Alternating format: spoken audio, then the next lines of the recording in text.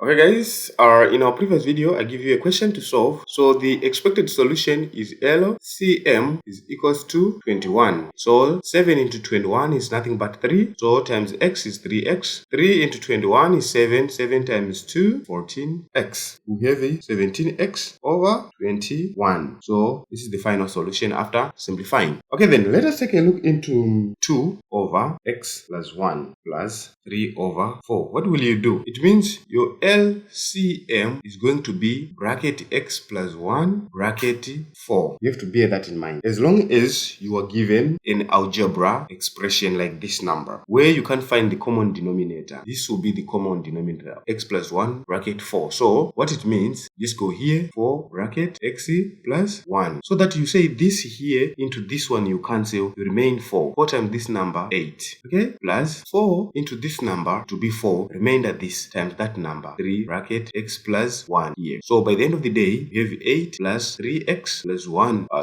plus 3 all over our common denominator 4 bracket x plus 1, which gives us the final answer 8 plus 3, which is nothing but 11 plus 3x all over our LCM x plus 1. That's where we all end here. I'll simplify this. Bye bye.